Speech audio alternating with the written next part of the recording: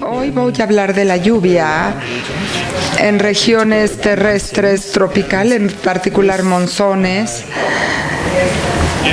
Esto realmente es el monzón de Norteamérica, esta región que tenemos en blanco, y esto es algo que en Estados Unidos llamamos el monzón de Norteamérica y la gente realmente piensa en Arizona y Nuevo México, pero realmente es el monzón de México, porque la mayoría de la precipitación pluvial que hay en México, lo que muestro aquí es una gráfica de hace unos cuantos días de cuál era el agua de precipitación, el contenido de agua, todo el vapor de agua integrado verticalmente que viene de la atmósfera solo hace unos días, y pueden ver que tenemos esta región tropical muy húmeda y esta parte de aire muy húmedo que se extiende hacia el norte en el continente, y esto nos da un indicativo de que realmente ahora es un tiempo activo, es la temporada de lluvias en el noroeste de México.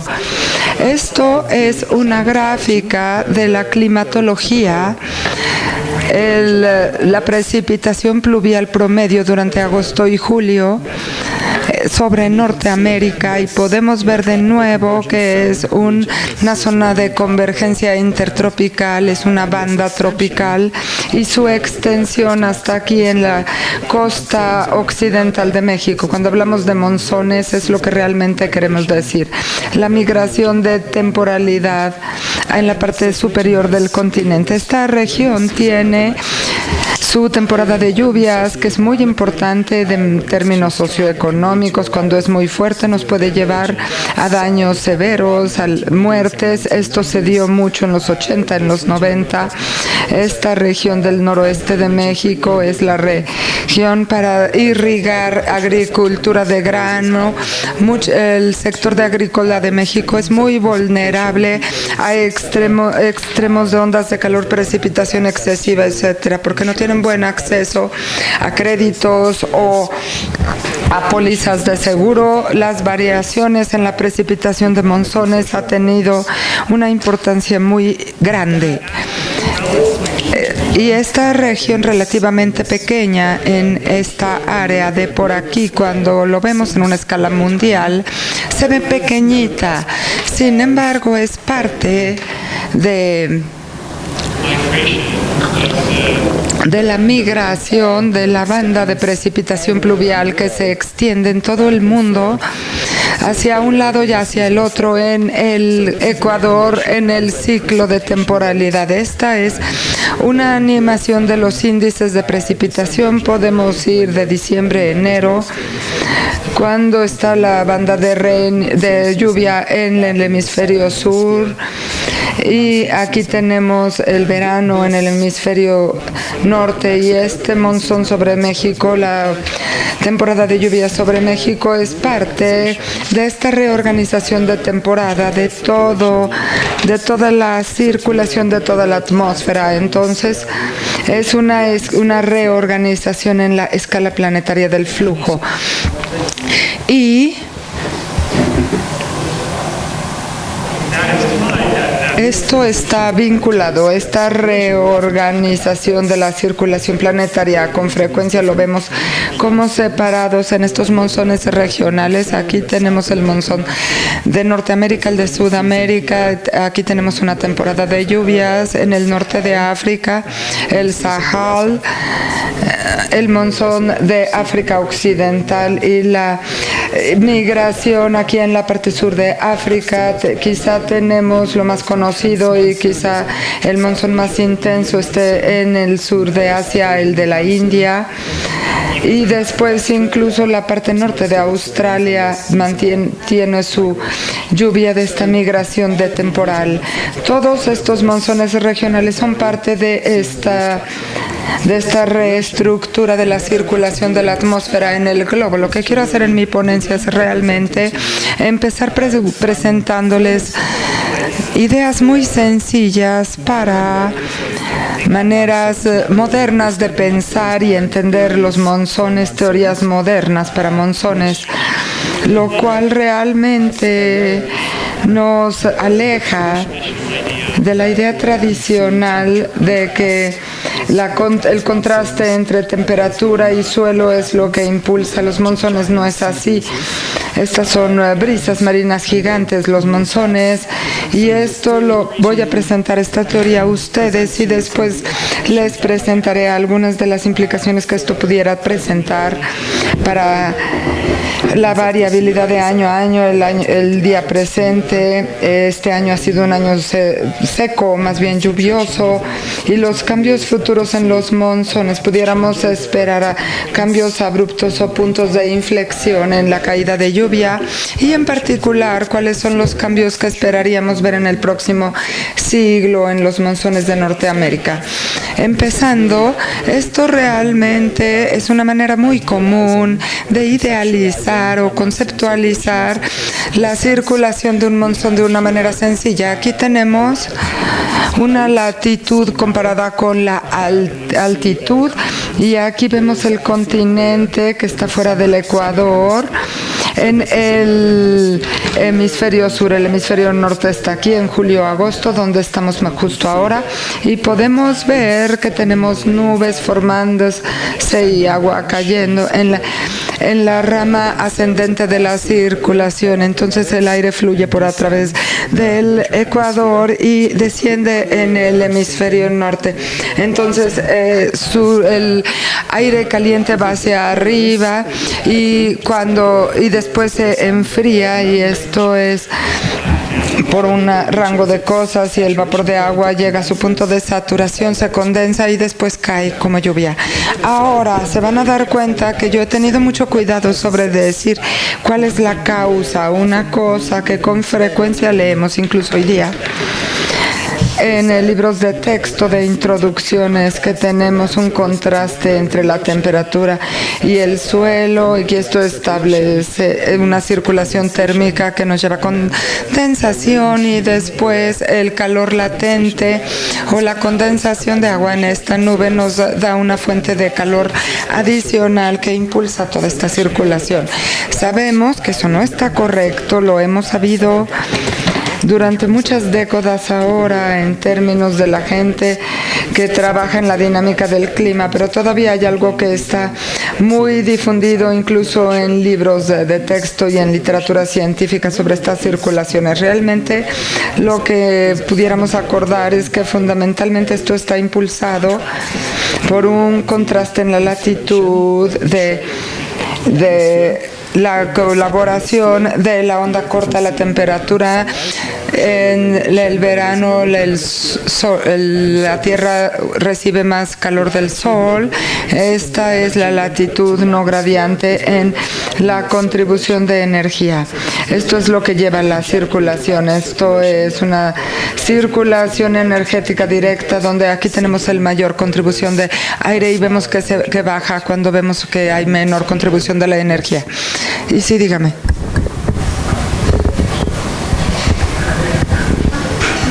Discúlpenme, por favor, no lo puedo escuchar. Todos los días tenemos brisa marina, tiene una escala de penetración sobre el continente, es pequeñita, no nos va a dar algo que vaya a ser 10 o por ciertas decenas de kilómetros, no penetra mucho a la tierra firme, pero esto realmente es una reorganización de temporada de toda la circulación en todo el mundo.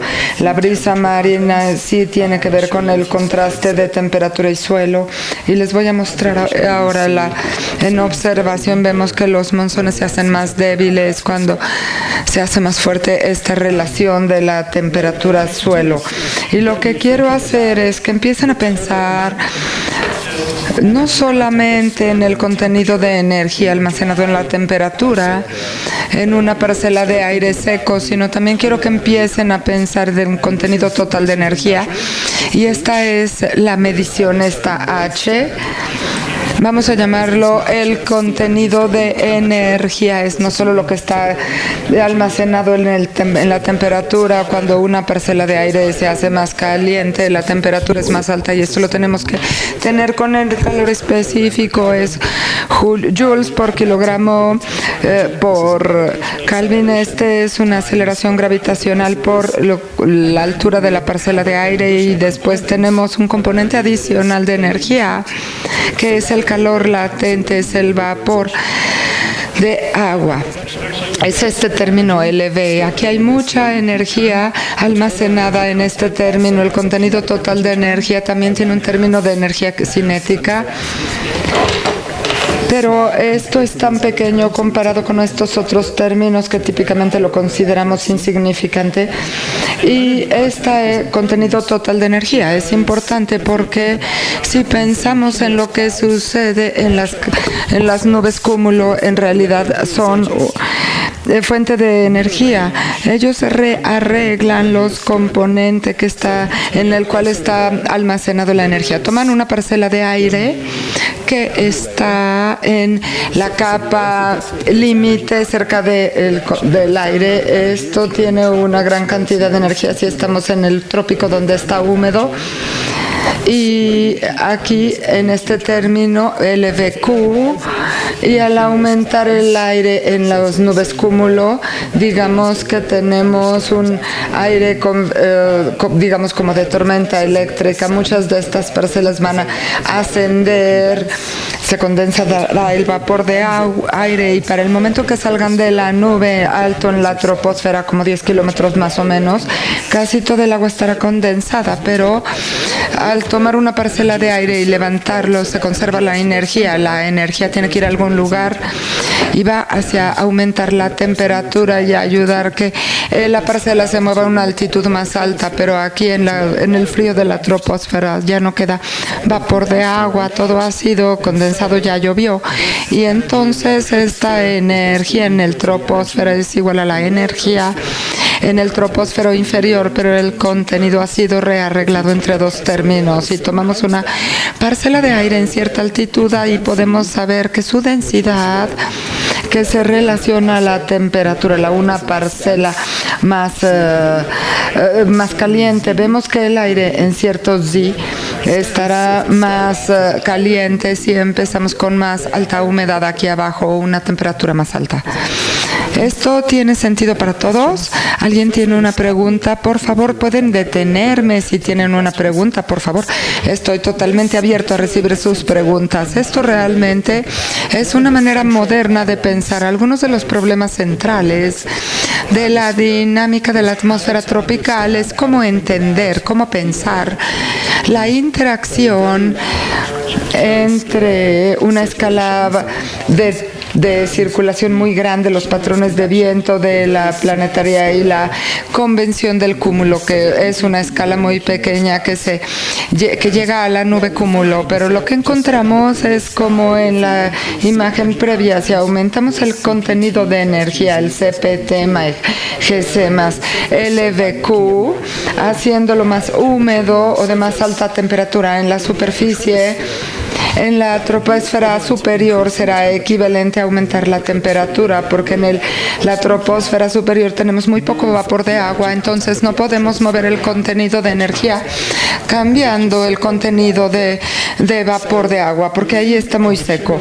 Pensamos en la convección de cúmulo de la nube, que funciona muy rápido. Podemos hacer algo como perturbar el contenido de humedad del aire cerca de la superficie, lo podemos hacer más húmedo, y esto formará una nube existente que se hará más grande y más vigorosa, con un poco de lluvia, y esto va a calentar la troposfera. Pero como lo experimentamos cuando estamos en una tormenta de rayos antes de que llueva, sentimos el viento frío justo antes de que caiga la lluvia, baja la temperatura por un viento frío.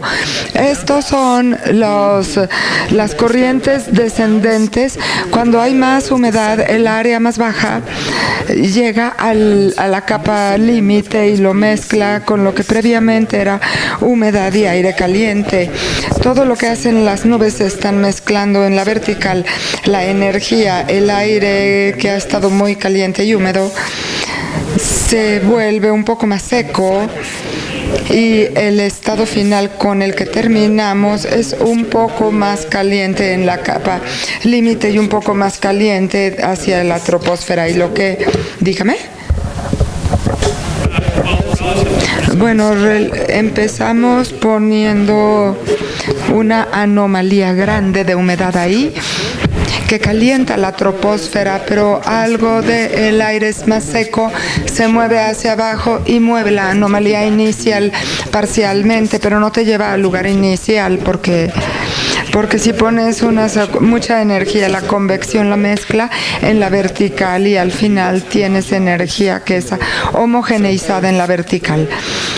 El troposfero superior e inferior tienen un contenido de energía un poquito más alto.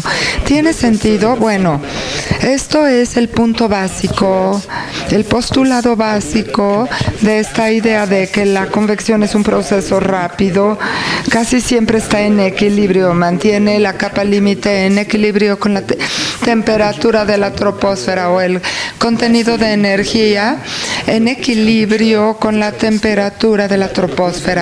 Y por este equilibrio, bueno, puedes perturbar una o la otra y la otra responderá. Y cuando vemos, les doy un ejemplo de cómo funciona esto, porque el mundo real es muy complicado con frecuencia, tenemos demasiadas cosas sucediendo y les muestro un simulacro de cómo se ve esto y lo que llamamos el Cloud Resolving Model. Esto es una caja que es más o menos del tamaño de una sola celda de un modelo de clima típico. Es de unos cuantos cientos de kilómetros, 200 kilómetros de un lado, 200 kilómetros del otro, la altura de la troposfera, 15 kilómetros más o menos. Y esta es un vistazo del campo de nubes. Y en gris, en estas áreas están aquí, y los colores nos muestran el nivel bajo de energía húmeda, y aquí pueden ver que las nubes preferencialmente se forman en estas regiones de un contenido de energía alto y mezclan la temperatura en la vertical. Y hemos corrido una muestra de simulaciones con este Cloud Resolving Model a resoluciones de 1 kilómetro.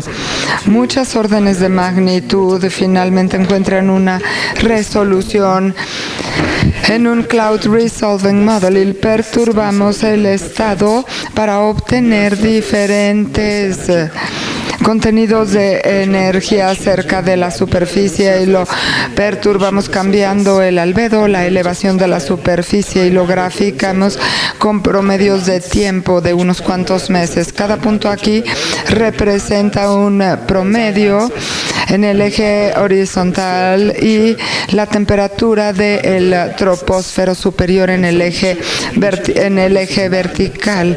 Esto, cada punto es una simulación de meses y están muy cerca de esta línea 1 a 1. Entonces, este es un indicativo de que esta idea de que lo que hace la convección es que mantiene estas dos variables, el contenido de energía bajo los mantiene registrando uno al otro, y esto se mantiene en esta simulación de alta resolución de convección de humedad. Y entonces, cuando usamos este marco para pensar en los monzones, en lugar de pensar en esta circulación complicada tridimensional, de hecho, nos permite bajar la dimensionalidad del problema de 3 dimensiones a 2 dimensiones. En lugar de pensar en X, Y y Z, solo pensamos en X, Y de verdad. Previamente habríamos tenido que ver cuál es toda la estructura de temperatura vertical y ahora podemos decir la temperatura va a ser la más caliente a través de toda la troposfera en la misma región donde el contenido de energía baja está en su punto más alto y en esto, idea de la casi equilibrio convectivo dice que el valor máximo de la capa límite va a estar en la misma ubicación de la máxima temperatura en la troposfera. Y la temperatura máxima en la troposfera superior es donde la está aumentando la temperatura del aire caliente y después vamos a hundirnos en la temperatura baja del otro hemisferio. Y ahí es donde vamos a tener la convección y lo que hace la convección es que permite esta temperatura superior que se acople con el contenido de energía abajo, de aquí abajo. La teoría entonces para el monzón de casi equilibrio es: sabemos que el límite energetizado de esta circulación transecuatorial es radial y está dándole la vuelta a la circulación en la atmósfera y su límite va a estar muy cercano al máximo del contenido de energía baja. La energía que se bombea a la atmósfera de la radiación de aquí, de los flujos y la evaporación de abajo, y la circulación transporta energía fuera. La convección de humedad es muy rápida y lo mezcla en la horizontal y podemos ver el contenido de energía como y la temperatura lo podemos usar como un diagnóstico para entender la circulación.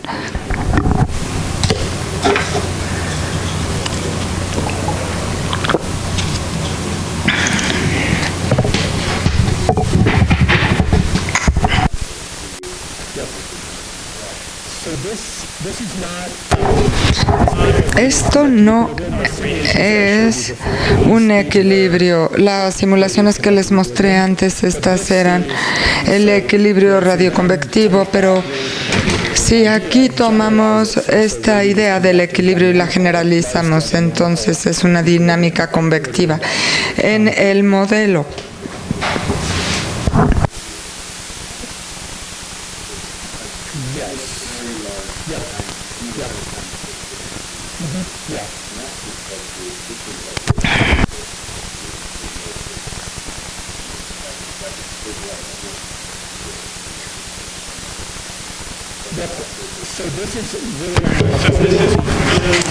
Realmente les estoy presentando ideas para el promedio de temporada en la escala continental. No sientan que pueden ir a este lugar en Ciudad de México mañana y que va a funcionar. Estamos pensando en promedio sobre 2 meses sobre la costa occidental de México. Sí.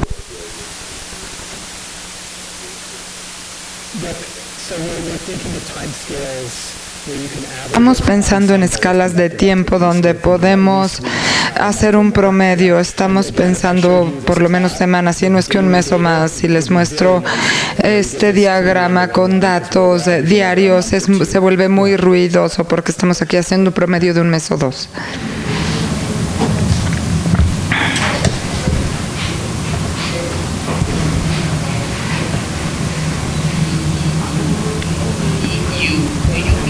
Usted quiere decir temperatura. HB es la variable del contenido de energía húmeda. Esto es importante.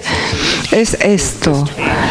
H es todo este contenido de energía, incluyendo el calor latente. Y la sub B es quiere decir solamente la capa límite. Muy bien. Entonces, este es el marco general que vamos a ver. Es algo que es un aproximado, pero nos permite pensar en lo que está sucediendo aquí en este marco que conserva energía, donde estamos pensando qué es lo que hace la convección con la circulación. Y hay diversas cosas que podemos hacer con este marco.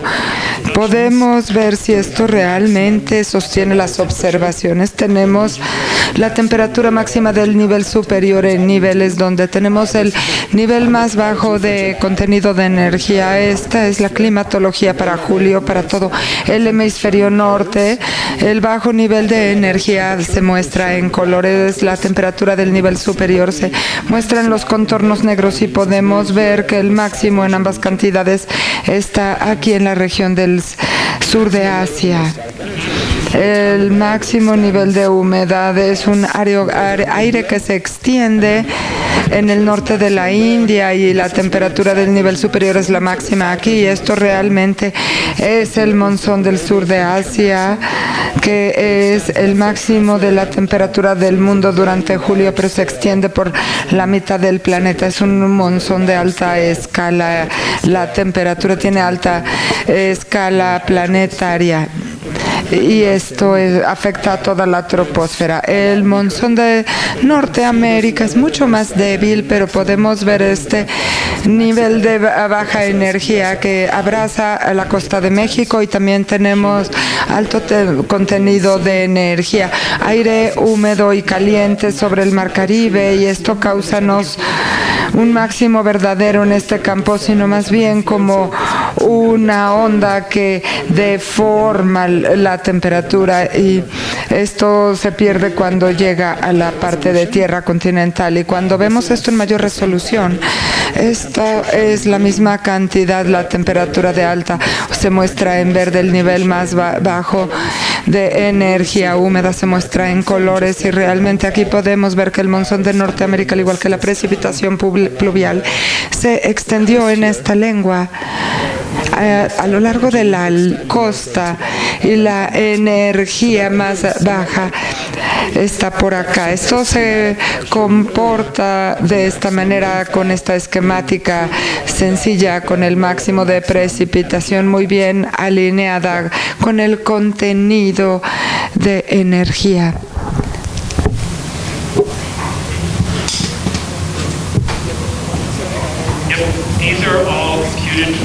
Esto está calculado con 20 hectopascals en un coordenado de terreno donde hay lluvia. Hay que tener cuidado con esto. He visto gráficos donde la gente muestra este tipo de el nivel de los miles de hectopascal, donde extrapolan datos y realmente tienes resultados engañosos que no son muy científicos. Es importante esto que les digo. En los altos Himalaya, HB es alto y aquí en México no lo es. No exactamente. Casi tiene razón, pero los Himalayas están por aquí. Están justo dentro de la Tierra, dentro del continente. Aunque yo diría que no es tan diferente, porque yo creo que recuerde, la Sierra Madre Occidental está justo aquí, sobre México. Sí, pero sobre México tenemos este máximo, este contenido de energía máxima, que es lo que abraza la base de la orografía. Sobre el sur de Asia, aquí tenemos las Himalayas, están aquí en esta orillita de esta lengua de energía, de contenido de energía alta, está en una línea muy baja. Yo diría de que no son tan diferentes. En ambos hay una diferencia donde hay agua y donde hay tierra. En ambas regiones tiene aire de alta energía estática que muestra la base de esta topografía y su altitud. Esto es, bueno, vemos un máximo aquí, sí. No lo llamamos monzón del otro lado, sí, aunque esto es especulativo, pero en Asia tenemos el monzón del del sudeste de Asia. Esto tiene otra dinámica. Yo argumentaría que mucho de lo que sucede aquí en la parte este de Estados Unidos, relacionado quizá a la dinámica del Golfo de México, es un poco más como sobre lo que sucede en China y el este de Asia, que debe ser una oponencia por separado. Sí, dígame.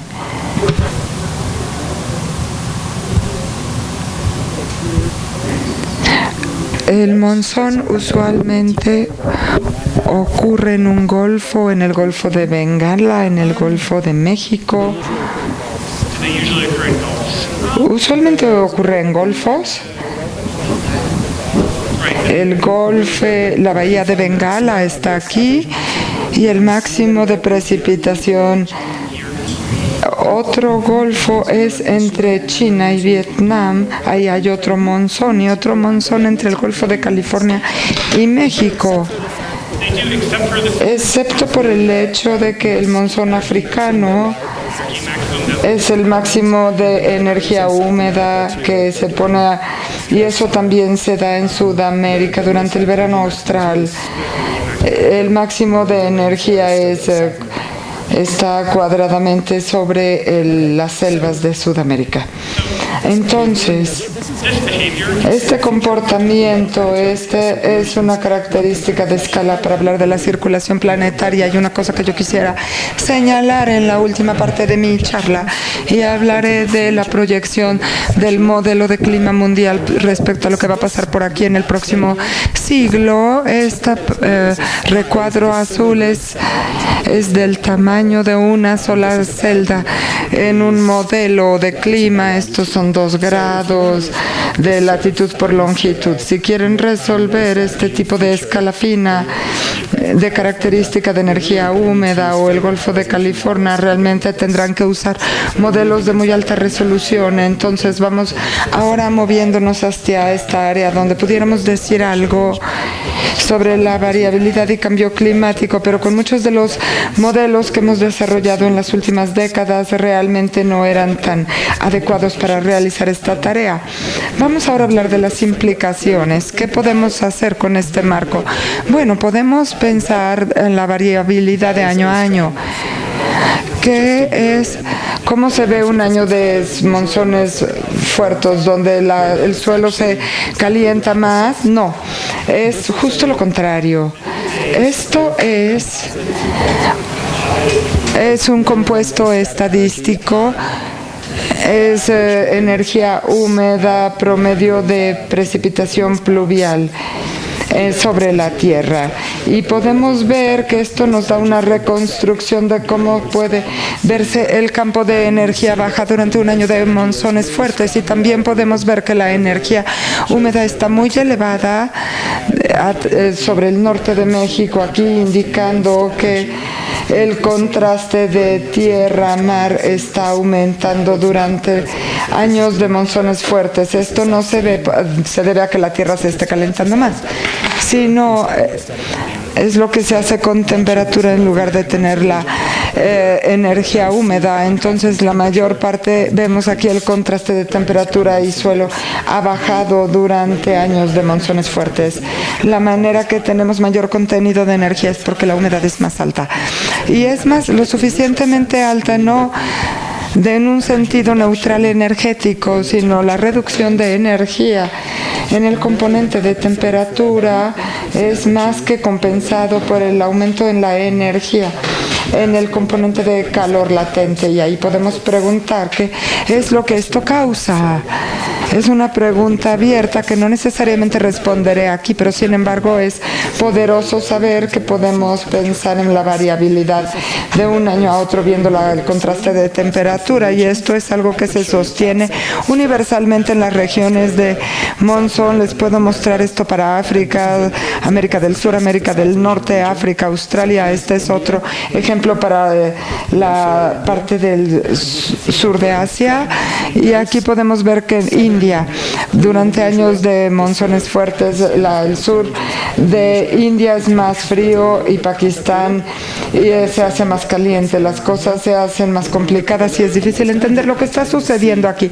Cuando vemos el contenido más bajo de energía decimos, wow, la región continental tiene más altos energía y hay un aumento en el contraste de mar-tierra durante los años de monzones fuertes. Piensen en la variabilidad de año con año. En este sentido voy a preguntar, ¿qué causaría un contraste mayor mar-tierra y estos son cambios del albedo superficial cambiando y cosas de este tipo, la convección horizontal? Y esto también se sostiene cuando ves los monzones. Este es el compuesto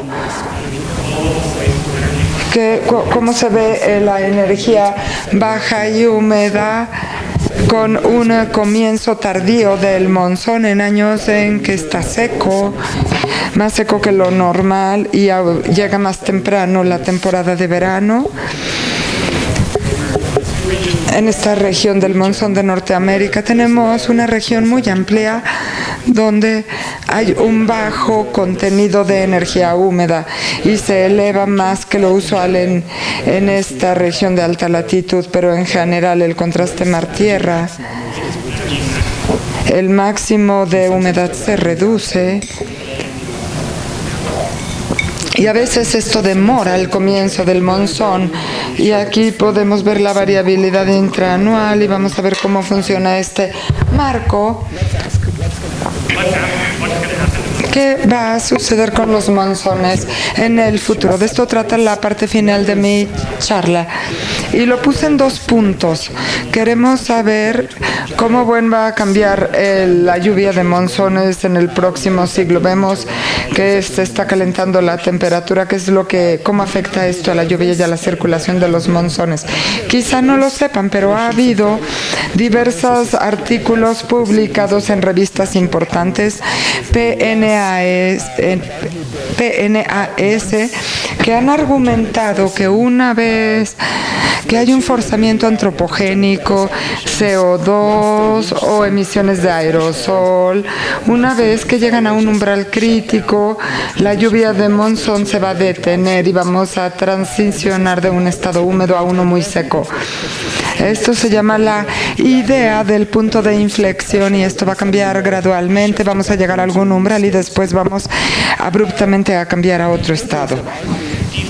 Este documento argumenta que han cuantificado esto y han dicho que para el monzón del sur de Asia, una vez que el albedo, la reflectividad de la atmósfera llegue a un nivel de 0.5, el verano de la India, el monzón de verano de la India se detendrá y India se volverá muy seco porque ya no habrá monzones húmedos. Esto es algo que solo se ha documentado en artículos muy prominentes y muy pocos. Es para mucha gente del mundo, aquí viven miles de millones de personas, entonces vale la pena investigarlo. Lo que voy a hacer ahora, les voy a mostrar esta idea que está equivocada y podemos ver con facilidad por qué está equivocada cuando vemos este marco de la energía húmeda, cuando vemos, en lugar de ver el contraste mar-tierra, estos puntos de inflexión y los monzones vienen de pensar en este tipo de retroalimentación que pueden estar representados. Los detalles no son importantes, pero lo podemos representar exactamente en esta ecuación muy sencilla. No necesitas un modelo complejo, puedes tener una ecuación de termodinámica de conversación para la humedad y una ecuación de momentum. Tienes un gradiente de temperatura en bajo nivel, vemos a un contraste de mar-tierra en la temperatura y vamos entonces a tener viento positivo del océano a tierra. Esto generará lluvia, la lluvia aumentará la temperatura, lo cual te llevará a vientos más fuertes y y este tipo de escenas parecen posibles, entonces podemos tomar este sistema de ecuaciones y podemos despejarlas. Resulta ser un sistema, esencialmente hay 3 ecuaciones y 3 incógnitas, y podemos decir, vamos a ver las soluciones, y así no consideramos varios de los puntos, y ahí podemos encontrar una solución para la precipitación o para el viento del monzón. Estamos pensando en esta circulación, que esta rama que está en ascendente, y aquí es lo que grafico en la línea azul. La fuerza del viento es lo que tengo aquí, y este eje horizontal es la cantidad de energía bombeada a la columna atmosférica, y esto es fuerte, va a ser fuertemente positivo,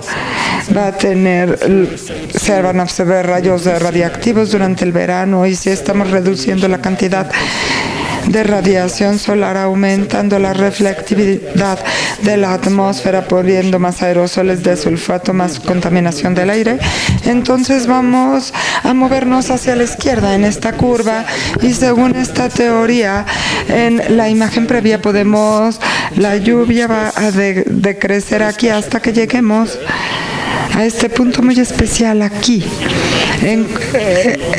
Y si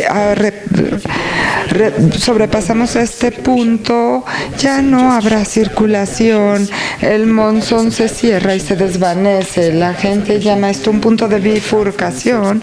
Hay toda una teoría de bifurcación que se puede escribir para este tipo de cosas, pero lo que hemos visto es que este sistema de ecuaciones que ya les mostré estaban no considerando varios términos.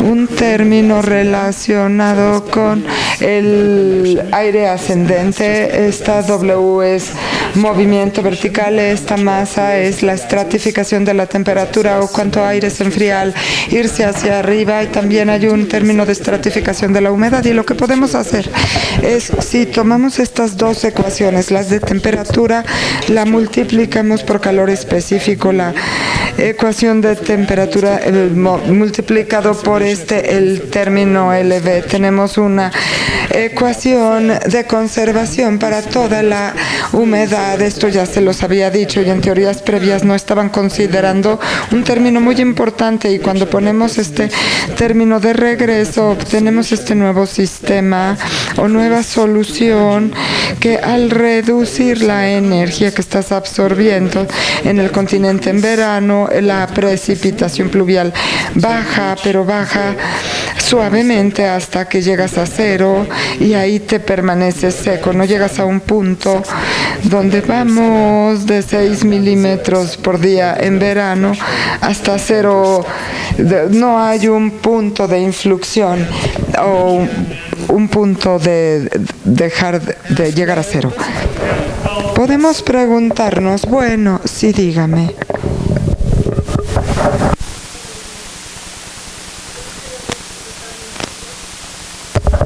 Discúlpenme por favor, pero sin micrófono hasta acá no la oigo.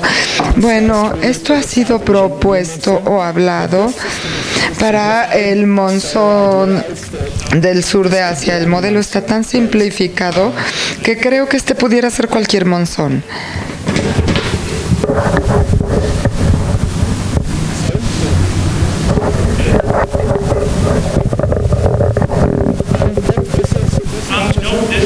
No, estos son modelos matemáticos muy sencillos.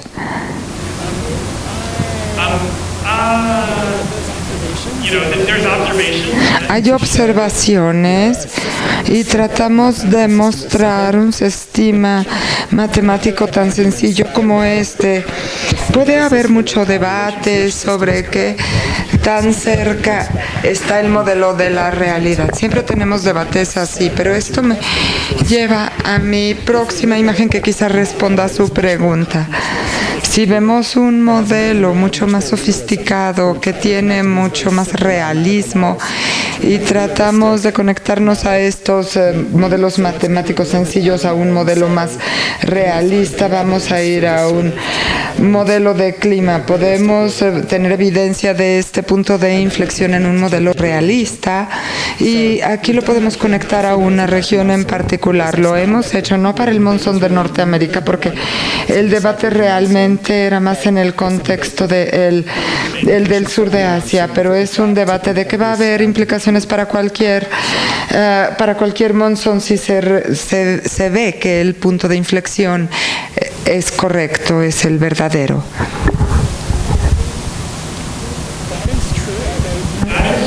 Esto es cierto, aunque usted lo ha manifestado como que el calor causa la onda ascendente, es un problema de la gallina y el huevo.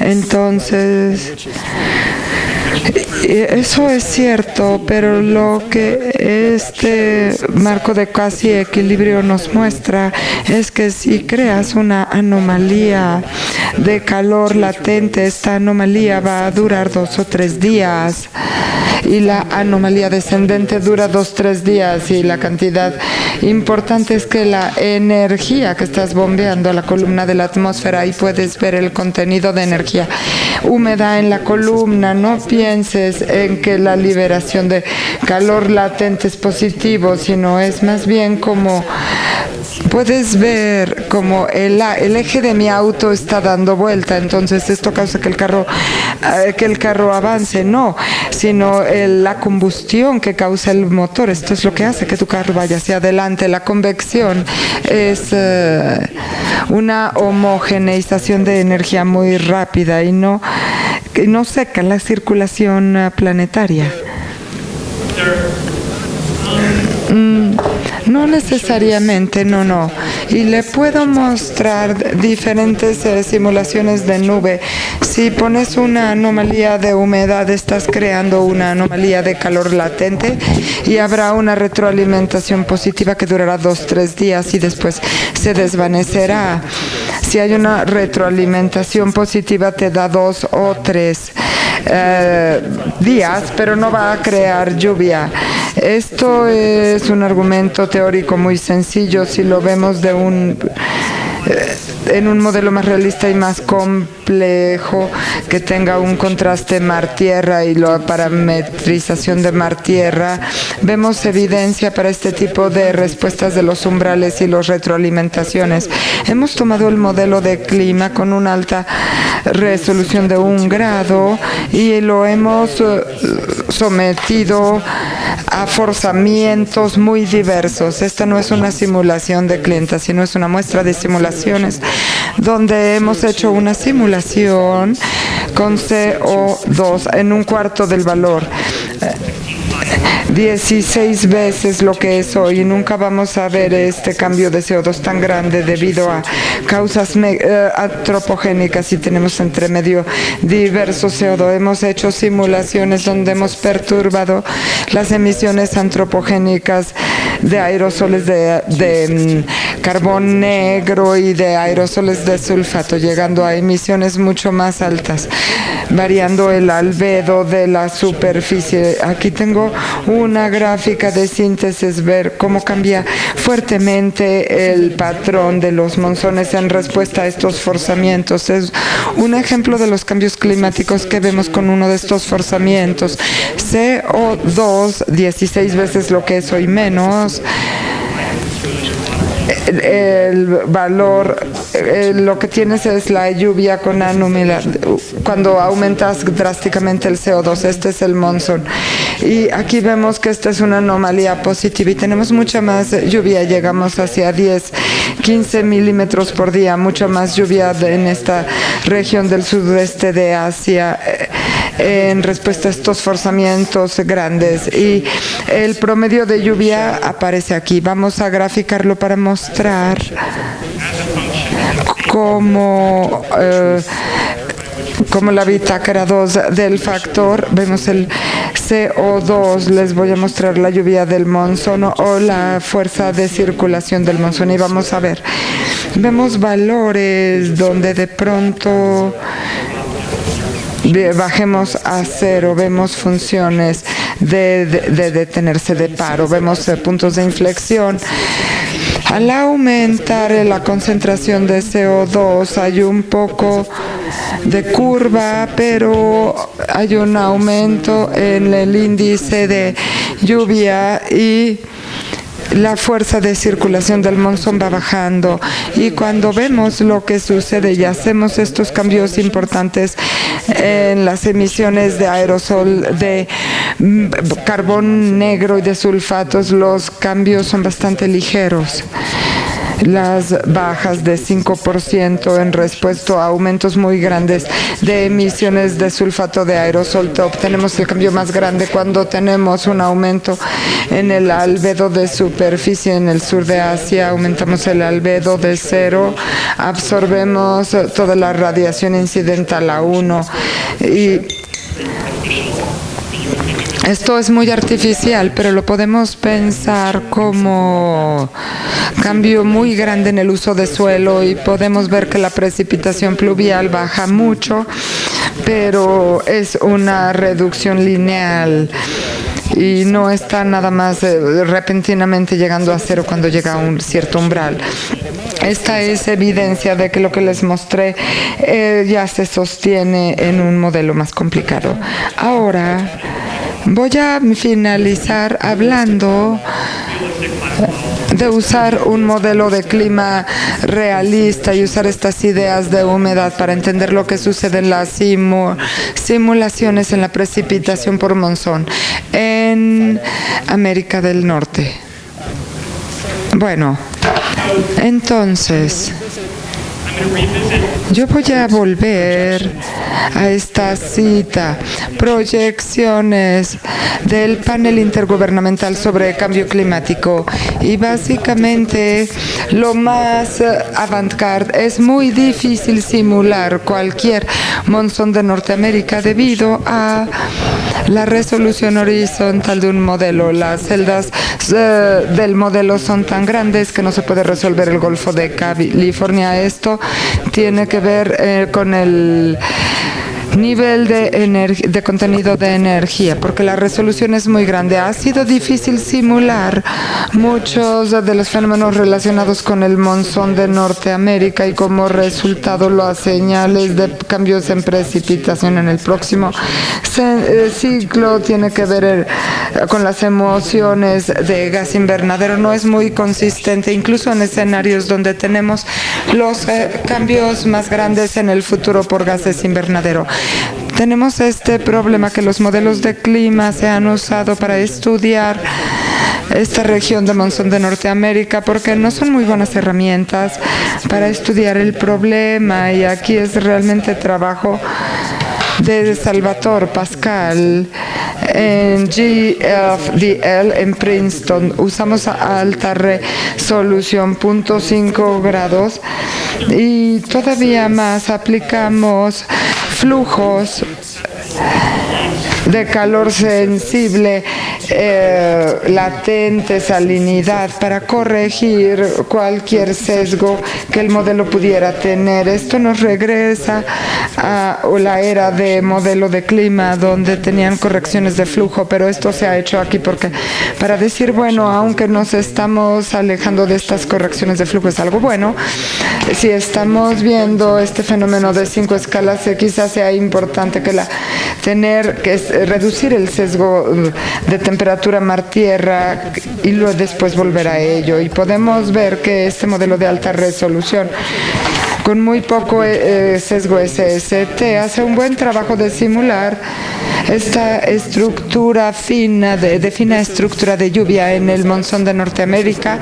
Estos son los resultados del modelo. Esta es una gráfica de reanálisis de lluvia y el flujo de la humedad en los vectores, y esto es un juego de datos particular. Podemos ver que este modelo está sobreestimando la lluvia sobre la parte del occidente de México, pero tenemos esta lengua de lluvia correcta y está mucho mejor que un modelo típico mundial para lluvia, y que lo vemos aquí en este promedio de lluvia sobre este recuadro negro que lo vamos a llamar el dominio del monzón de Norteamérica. Les voy a mostrar qué pasa sobre esta línea magenta y podemos ver que las observaciones aquí están en rojo con una incertidumbre, y es un típico modelo de clima de 2 grados. No le va mal, tampoco le va espantoso, tiene su temporada de lluvias, pero esta temporada está demorada y en agosto es mucho más lluvia que la esperada. Y entonces aquí tenemos el sesgo del otoño reducido, y esto se vuelve más cerca de las observaciones, pero podemos tener la reducción mayor del sesgo y más cerca de las observaciones cuando ajustamos los flujos y para quitar el sesgo SST. Y esta es la línea negra de por acá. Ahora les voy a mostrar proyecciones de la respuesta a la duplicación de CO2 hecha usando este modelo que se toma de la parte del punto negro.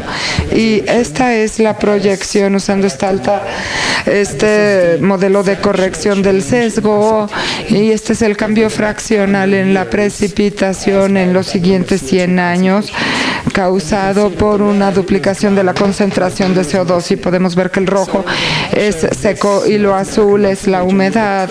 En mucha de esta región de monzones tenemos una sequía de 20 a 30% de reducción en índices de lluvia del verano. En contraste, este es un modelo de baja resolución que tiene un sesgo mucho más fuerte en la climatología actual, y si preguntamos qué le está sucediendo a esta precipitación de Norteamérica, en algunas regiones baja, en otras hay un aumento importante. Nada es demasiado estadísticamente significativo como lo presentan estos puntos grises.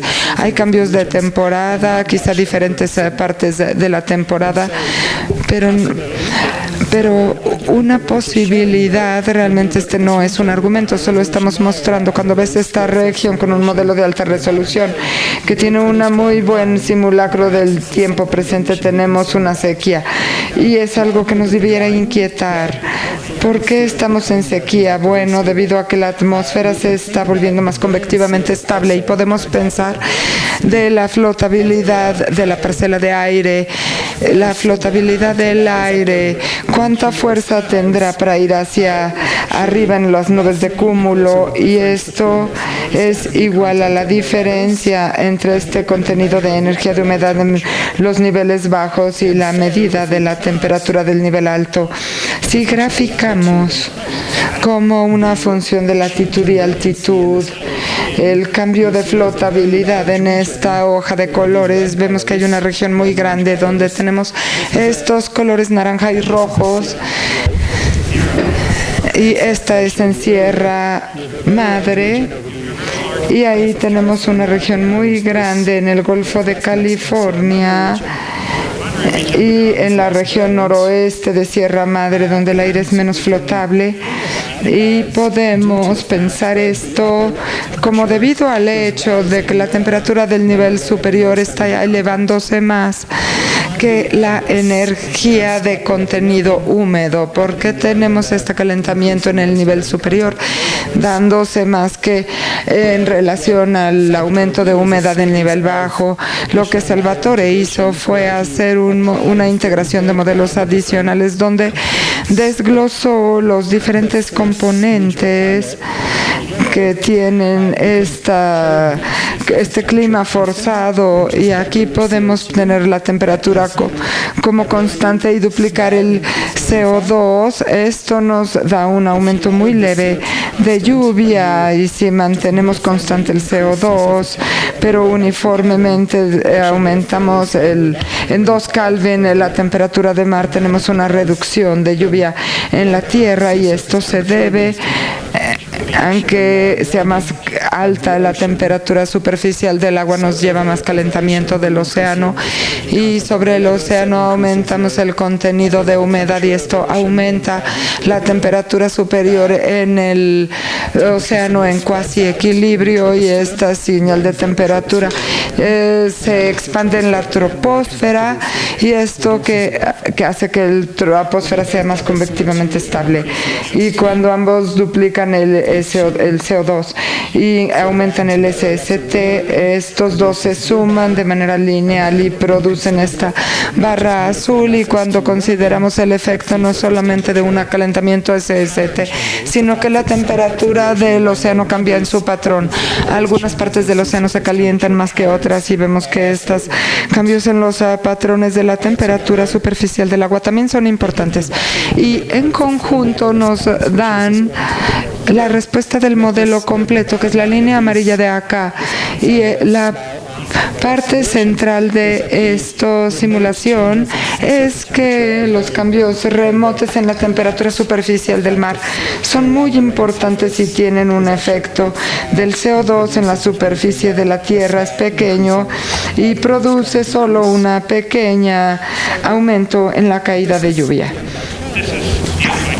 Este es el final de mi presentación. Yo quería resumir los 4 puntos que espero les hayan beneficiado. El punto más importante es que quisiera que empezaran a pensar, quizá una cantidad importante que hay que ver es la circulación tropical, es el contenido de energía húmeda de la atmósfera. Lo que hacen las nubes convectivas y la lluvia es que verticalmente y en una escala de tiempo muy rápida, verticalmente mezclan contenidos de energía entre los niveles bajos y los niveles superiores, y ahí podemos pensar en la circulación en la rama ascendente, y se relacionan donde está el pico del nivel de energía baja con humedad.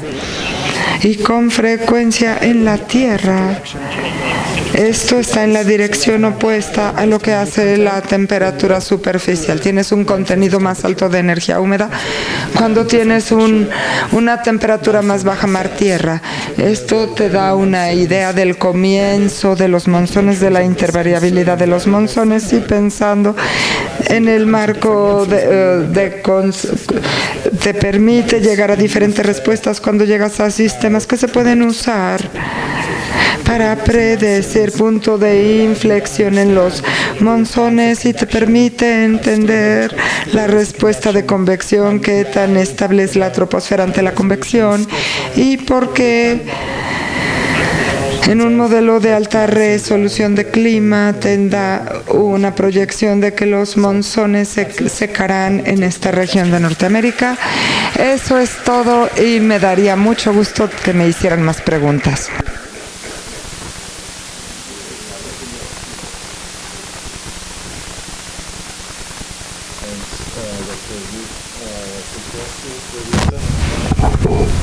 ¿Alguien tiene alguna pregunta para el Dr. Boss?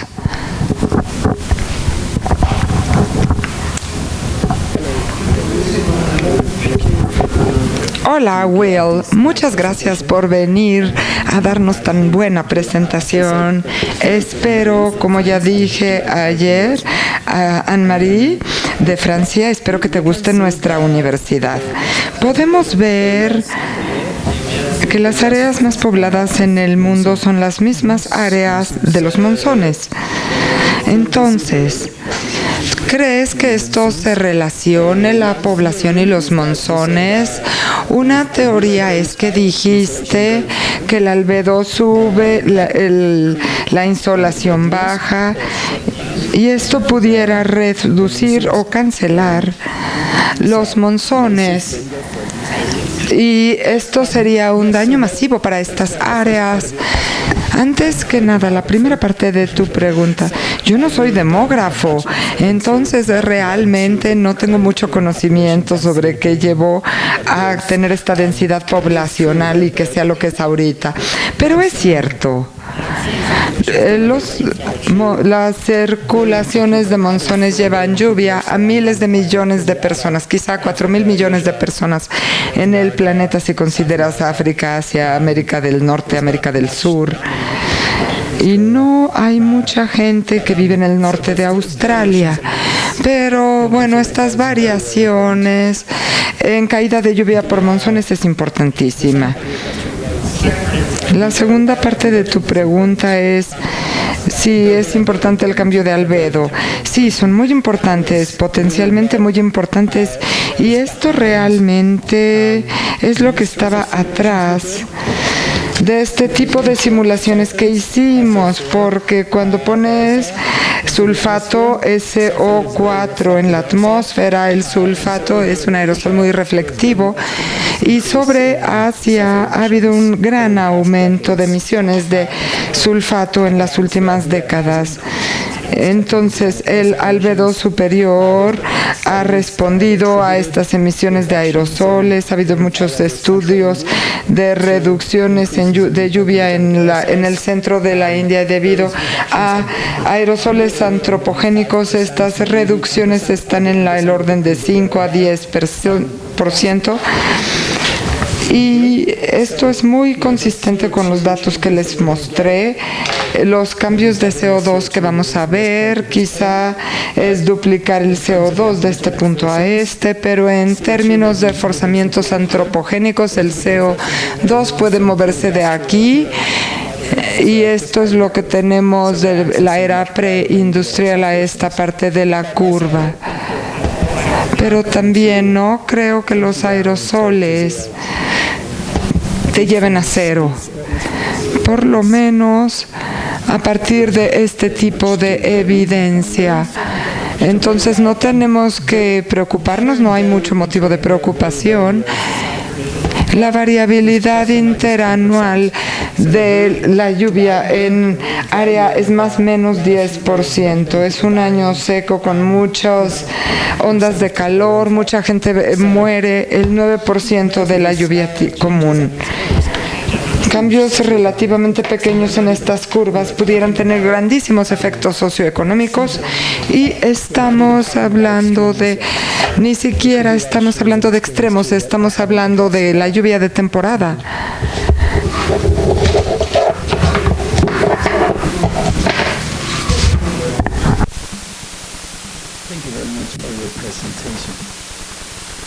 Muchas gracias por su presentación. ¿Podemos regresarnos a su esquema sobre la circulación?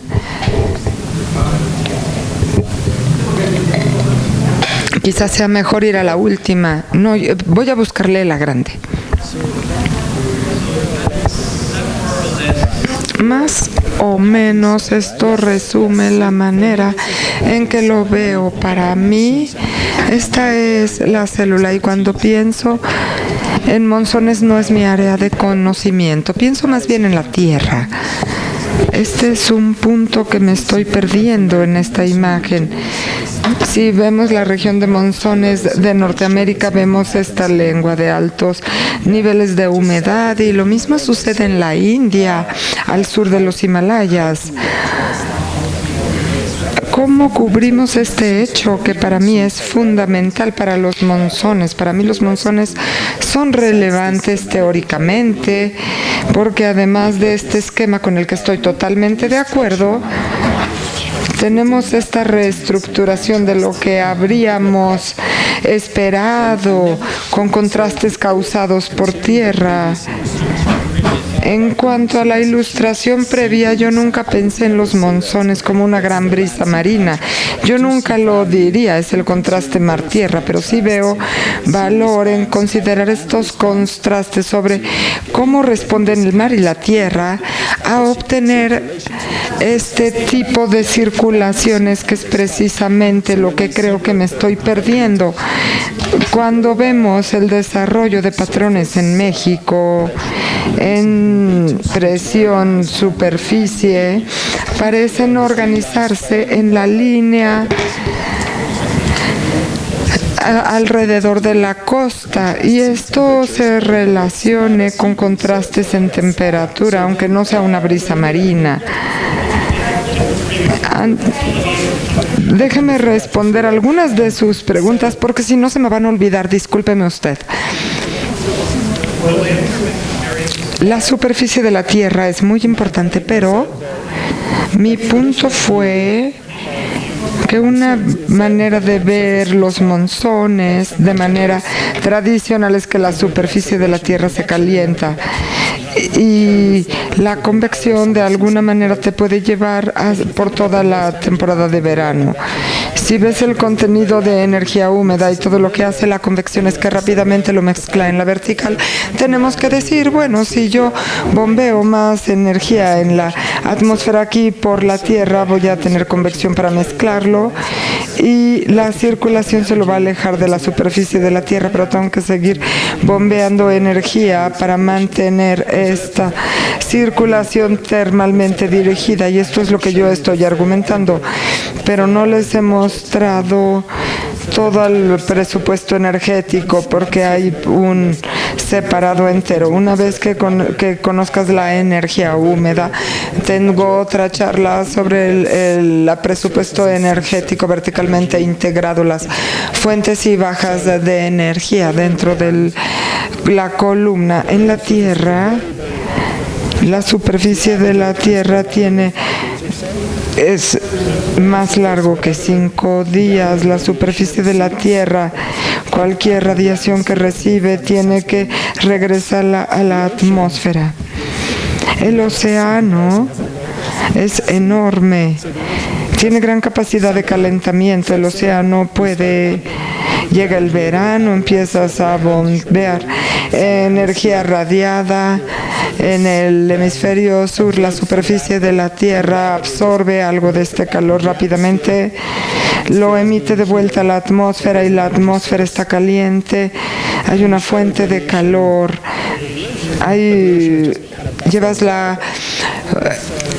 El océano amortigua mucho de esta radiación. La fuente de energía es mucho más grande sobre la Tierra, que causa que el contenido de energía lleve a un alto nivel de la Tierra, y ahí puedes mantener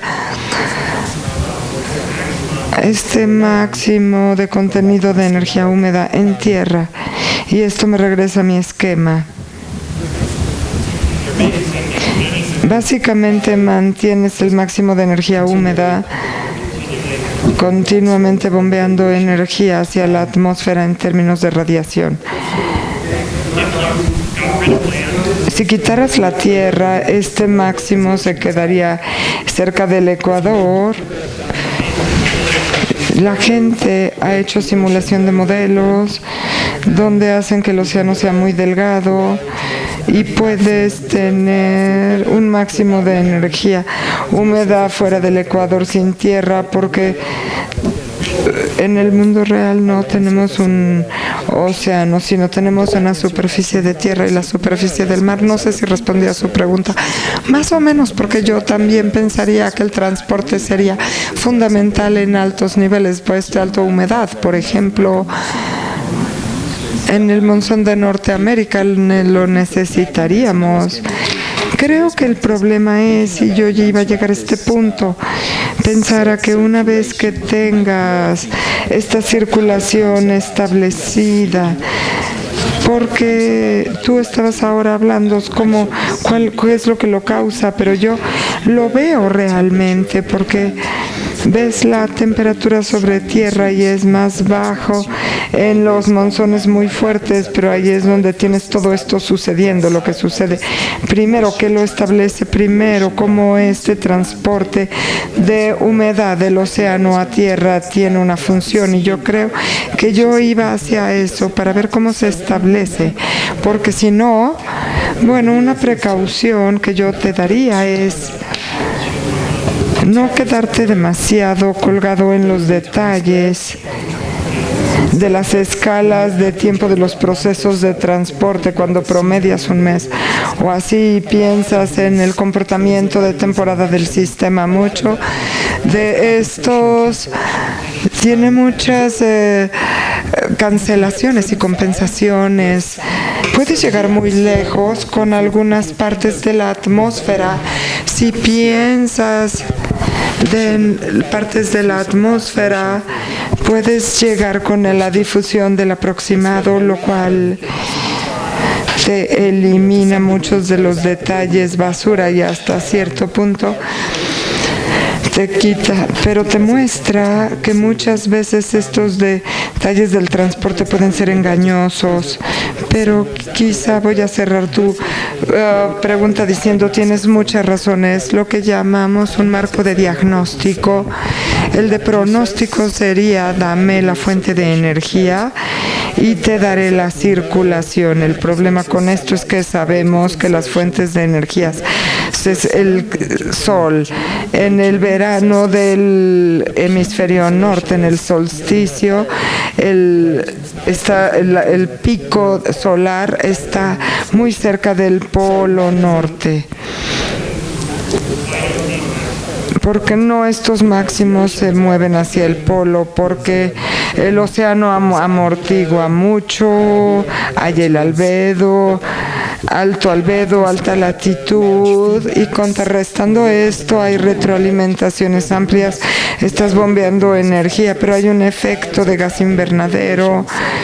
Hay nubes que están atrapando la radiación. La dificultad con el marco de pronóstico es que si me das la fuente de sol, la circulación que voy a calcular será complicada porque las retroalimentaciones, cambios en albedo, cambios en gases invernadero, esto será tan grande como el forzamiento. Muchas gracias.